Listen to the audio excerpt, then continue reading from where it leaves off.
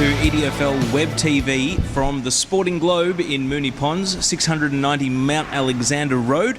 It's a wet day, but it's beautiful in here. My name's Pellizzeri. Adem Saricaoglu joins me on Web TV. Adem, footy's back. We've seen round one, and now we're ready to launch into our breakdown of round one and look ahead to round two. There was a lot of big games on the weekend, 13 talking points, of course, out of each of the games, and we're going to get stuck into that today in this edition of EDFL Web TV, and it's great to be back here as well at the Sporting Globe. Of course, the Sporting Globe player of the day, you're seeing him up on your screen right now, was Lance Oswald from Aberfeldie. He's enjoying a $40 meal voucher or drink voucher here at the Sporting Globe. Make sure you get down here to the home of EDFL Web TV.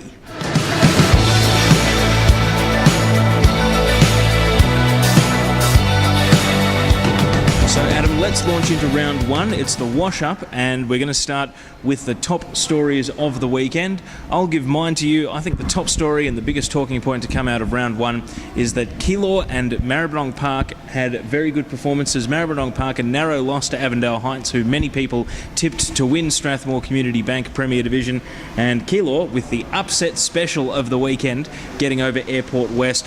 I think what it says is that both are going to be a little bit stronger than maybe the outside world thought, and that's a big story because it maybe means we won't get quite the relegation picture or battle that maybe we thought we were going to get, although it is only a sample size of one. What was your biggest story out of the weekend? I think it was the fallout from the Greenvale Aberfeldie Grand Final rematch at Section Road on Saturday, Teo. You and I were both there, and Aberfeldie were extremely impressive. They've unearthed a couple this year, I reckon. They've got a new look side, a couple of new recruits that really played well. They had their match of the day in player of the day in Lance Oswald as well on Saturday. Kicked 4 goals, one in every quarter, but I think some ramifications as well for Greenvale. We'll get stuck into that in a moment, but it's interesting just to see where they're at the moment and how quickly they can recover from what was a pretty disastrous day on Saturday. Let's talk about some of the impressive winners. I've mentioned Keilor there at the top, beating Airport West. Strathmore came out and really just jumped Essendon Duda Stars at the start of the game and didn't take a backward look after that. West Coburg, pretty comprehensive, beating Oak Park, who'd just come down from Premier, and Hadfield with their 2 TAC Cup stars, Hisham Kabadia and Michael Tang, both dominating. They were able to get a very handy win by 70 points against Craigieburn. So, Adem, which one stands out to you as the most impressive winner of the weekend, and why? So I reckon it was Strathmore, and the reason is because we seem to forget just how much quality is on their list. Not playing finals last year, they were off the radar a little bit in 2013, but in round one they certainly put up a very, very good performance. And I run some names by you that really stood up on Saturday. Nathan Lyons, Adam Yakabuchi, Matty Knight and Xavier Allison as well. They were 4 really good players for Strathmore, and players that we saw last year in certain times really dominate for the Moors. And again on Saturday they again reminded us that they're a force to be reckoned with in the Premier Division.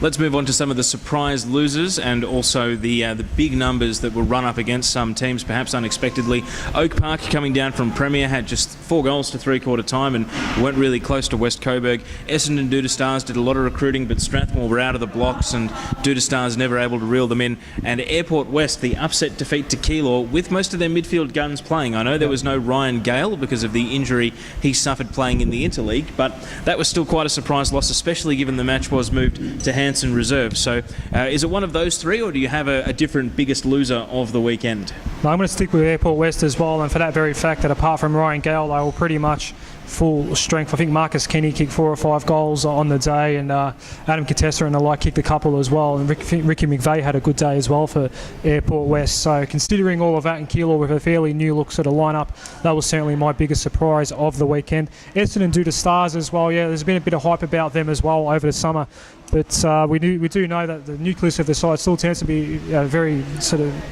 youth-based.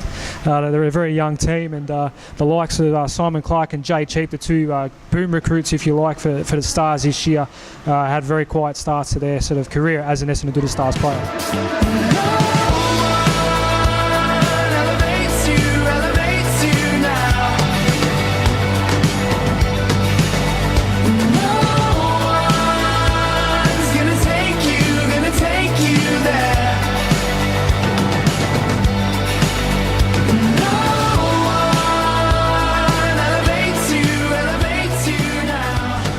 EDFL Web TV. It's time for Match Breakdown, and we stay in Strathmore Community Bank Premier Division, the game between Greenvale and Aberfeldie up at Section Road.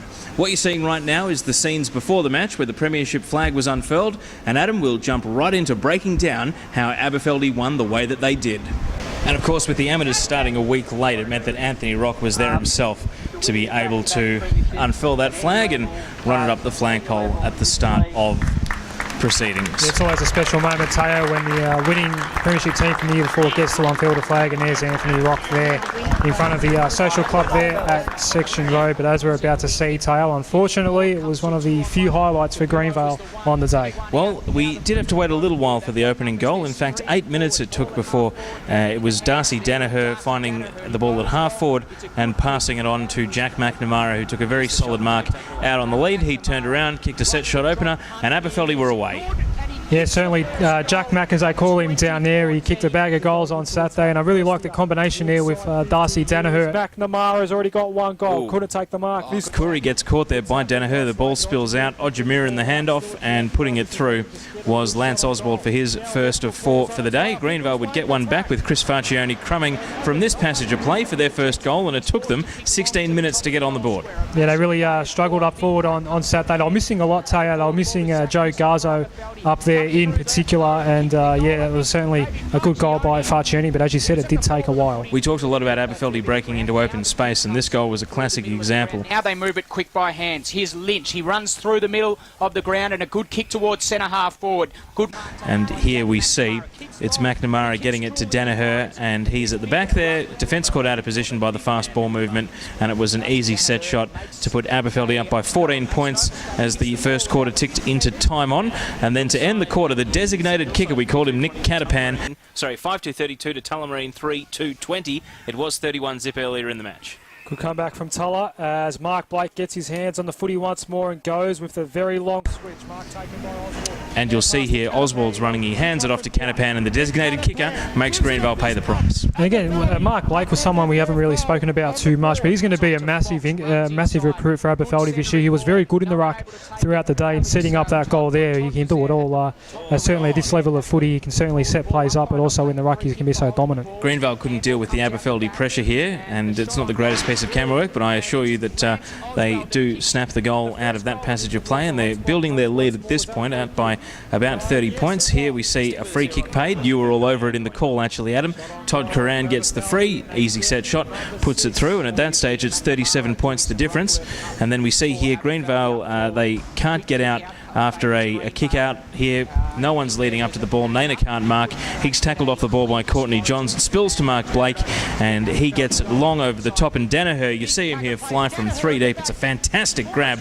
And then forwards sometimes, they get stars in their eyes and play on quickly, but he didn't pay the price. And at that stage, the margin is 43 points. And here we see Jared Thompson. He had a very good day for Greenvale. One of the few Jets that did actually play well, and he kicks here one of their rare goals on the day. Did kick a couple, did Jared Thompson, and that was one of them there. We're waiting for the spark out of Greenvale at this point, and 30 seconds into the start of the second half. Nice ball movement. Matt Smith over the top gets it to Rowan Naina, and Naina goes back and he puts through the set shot. You don't see too many kick from this sort of distance, 50 metres out to the northern end of the ground, but he got the journey on that occasion and put it through. But here, Adam, we're about to see the big talking point of the match. This is a clearance situation. Cubillo comes away with the ball, but keep an eye on the left of screen here, because running in off the line is Courtney Johns, and bang, he takes out Eric Curette right there. Broken scapula for Eric Curette, and we'll stay with this passage of play because Aberfeldie keep the ball moving and they go down, and it's a very good mark that's taken here by the man there in Danaher. Aberfeldie go back and get another goal, but here is the bump. Johns coming in off the line, takes out Curette, and we'll get it in an even slower motion here to see the point of impact. We were debating in the EDFL office whether the ball was within 5 metres, but it's a huge hit, and it means that Curette might be out until about round 10, and of course Greenvale went and flew the flag afterwards. Yeah, you can see the aftermath there. Look, that was a real turning point in the game for a number of reasons, because obviously Eric Curette never came back and went straight to hospital, we understand, before the game was even over, and you did see in the scoreboard in that particular incident just how far behind they were. But they had a good term, Greenvale, because they did outscore Aberfeldie 6-5, and Aberfeldie kicking one of their 5 goals there. And again, inside 50 here, another passage of play, and I think it's Catapan on the end of this one as well. And look at the vision. He kept presenting as well. That was a good pass that one, Teo. Finds Kyle Reimers, who had himself quite a quiet day with Daniel Burns tagging this was most of the match. This was one of the few times we saw Kyle Reimers in action, and he made a beeline for the bench as soon as he kicked his goal as well. He was kept very quiet, but he was certainly pumped up to kick that particular goal. But like I said, it was a good turn for Greenvale, and that was one of those opportunities where Aberfeldie were able to get one back. This was Greenvale's best passage of the match. Jared Thompson gets a free kick for holding and puts it through here. Then they go forward again, and Zach Hislop, you will see, gets his handball intercepted by Jacob Thompson, and then Spinella is over the top and runs into the open goal, and then Matt Smith on the next highlight finds the ball inside forward 50. Defenders spoil each other. Adem El-Houli punches it straight down to Jared Thompson, who puts it through. The umpires had a little bit of a conference, but they did end up paying the goal, and at that stage they had pegged it back to 28 points 21 minutes into the third quarter, and we were talking it up, but we were just starting to believe that there might be some chance of a comeback at this stage. Teo, this coming up here, this was one of the highlights of the day. Lance Oswald took a couple of bounces from centre half back, if you don't mind. Hospital hairball works out very well for Oswald.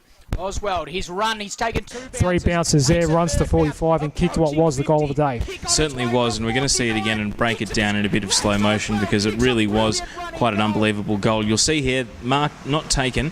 Look at Oswald, back of the centre square, takes a glance up the field and sees the opportunity to go. Prestia looks up over the top, sees Oswald running to advantage, feeds him the handball, bit of a hospital ball. Oswald looks at Huck Step, says, no, I've got the pace for you. I'm even going to bounce as I go past you. Rowan's chasing after him, but look off the left here, coming through. That's McNamara with the shepherd, and when you're a finisher like Oswald, you need the balance and the poise. He gets his steps perfect as he crosses 50. He knows that's his range, and he puts through an absolutely magnificent goal. Now, Adam, we'd be talking about this goal a hell of a lot more if not for the magnificent one kicked just a minute earlier, because this is James Rowan with 1 blind turn, 2 blind turns, and then he puts through a left-footed goal. And don't worry, we are going to see this one again, because I said in the call that he's the king of the don't argue, but on this occasion he didn't even need hands. He takes it, blind turn straight into the tackler, turns around Robbie Fox, swivelling on his right foot there. He's got the core strength and the balance to do it. Looks up, sees that there's no one else coming, throws it on the left boot, and that is an unbelievable goal. And perhaps only the fact we'd seen an even better one moments before is the reason we're not talking about it more. Absolutely pure class, that goal, Teo. And just to finish it off as well, throw it on the left as all the classy players do, and certainly looks sexy on the footage.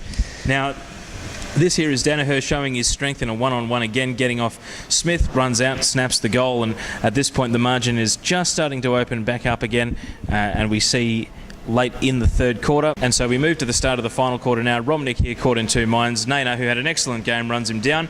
Back after 1 year at Montmorency, and Greenvale knows that Naina is a quality player. Yeah, kicked 2 goals on the day. I think they were both in the second half. And Teo, yeah, right, yeah, he was one of their real standout shining lights on the day, and we'll expect to see more of him throughout the season. Oswald kicks a goal here. That restores the margin at 34 points at the 8-minute mark, so any hope of a Greenvale comeback is off. And then look at this contested mark here from Danaher. Ball wobbles inside forward 50. He comes out, takes the grab one-on-one, and he went back and finished it off. 5 for the day for Darcy Danaher. Yeah, he had a massive day like we mentioned earlier, and that combination with Jack McNamara, we're certainly looking forward to seeing exactly what that can deliver throughout the season for Abbas. And just one more for the highlight reel. Prestia picks up the grubber, gives it to Odjamiran, sells Candy once, then goes round Smith, gets the boot on the ball before Reece Johnson can come in and smother, and pops it through for good measure. That was a very impressive finish from Odjamiran, who had a very good game. Yeah, I think that was party time there. That was when the streamers were released, I reckon, for Aberfeldie, and good to get that win against their grand final nemesis. Obviously, it doesn't make up for last year, Teo, but it was a very good result for them. Here's Nick Catapan as well, slotting another left foot goal. Look at that one just come back. Looked like it was going through across the face, but it swung back nicely. And as we come out of the highlights there, it was Langwell winning the free kick from Brewer for Catapan to go back and finish off. That's the vision. Adam, what do you make of how Aberfeldie won up at Section Road? Yeah, obviously, look, Greenvale was missing a lot of quality out there on the day. No Garzo, no Jorgensen, obviously, and no Curette for most of the second half as well. And Aberfeldie did unearth a couple in Danaher and also Oswald, who were both very good, as well as McNamara, of course, as well, Teo. But look, looking ahead now for Greenvale in particular, they've got a tough month coming up, and without Eric Curette in the side, I mean, just looking next week, they go to Avondale Heights next week, and then they host Airport West, and then after going to the Northern Saints, they got Strathmore. So that's a very tough month coming up for Greenvale. So it's going to be very important to try and take what you can out. I'm not sure what you can take out of a performance like that, but they need to bounce back quickly. Otherwise, they might be in a little bit of trouble early in the season. Talk about the players missing and also players that are underdone. Jacob Thompson coming back from that knee reconstruction. He did some nice things, but would have loved to have perhaps been in a few more marking contests. Delivery from midfield is also going to be a big factor for him as he gets his feet back in Premier Division. But Adam, it was a pretty impressive win for Aberfeldie, and I'll tell you what, they've sent out a message with that, and now the rest of the competition has seen exactly what it looked like right here on EDFL Web TV. And the month ahead as well for Aberfeldie, they're hosting Essendon to the Stars in their first home game this weekend, but then they've also got a tough draw as well because they go to Avondale Heights. That's going to be an absolute cracker. I think that's the Anzac Day clash that's coming up soon enough, Teo. And then they've got Paco and Airport West at home as well. So a good start for them, and hopefully they can build on that over the next month. That's it for our match breakdown on EDFL Web TV. We move on to the next segment right after this.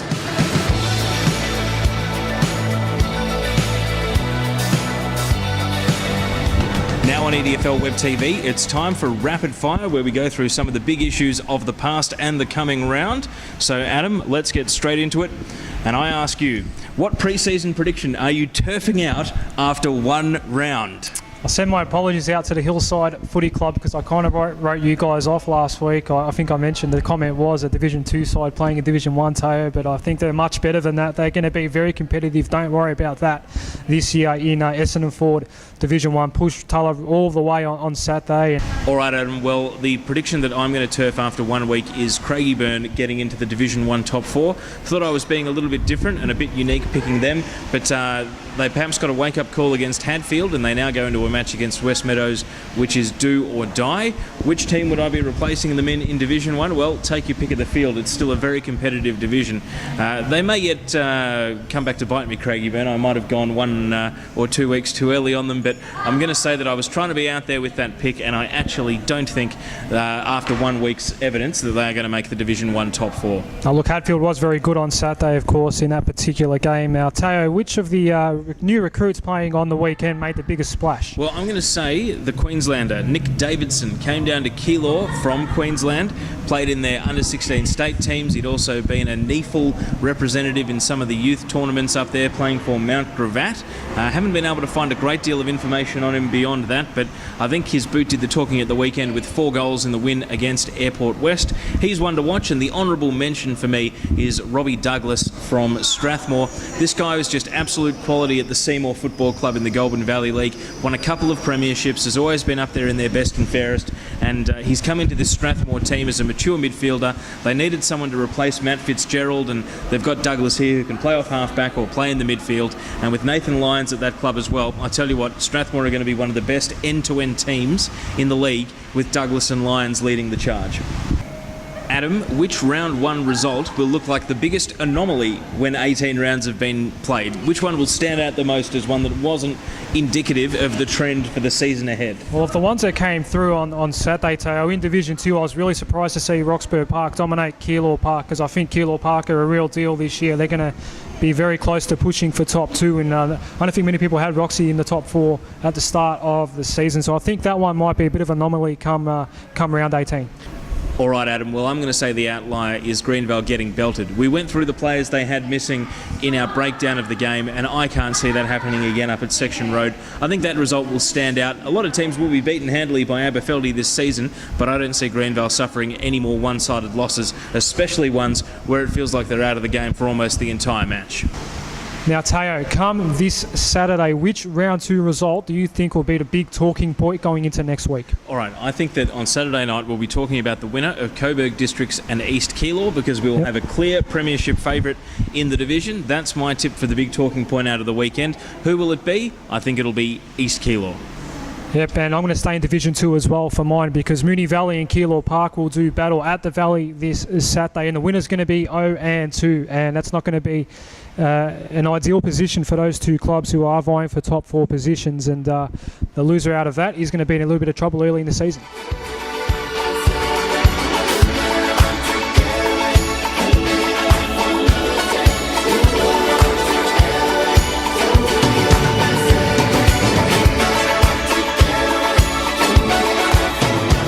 That's it for EDFL EDFL Web TV. It's been another bumper edition here at the home of EDFL Web TV, the Sporting Globe, 690 Man Alexander Road in Moonee Ponds. Don't forget to get Team App. It's the easiest way to listen to the Match of the Day broadcast, and Adem on Saturday will be at Charles Mutton Reserve as the Northern Saints unfurl their Essendon Ford Division 1 flag and then run out to take on Keilor.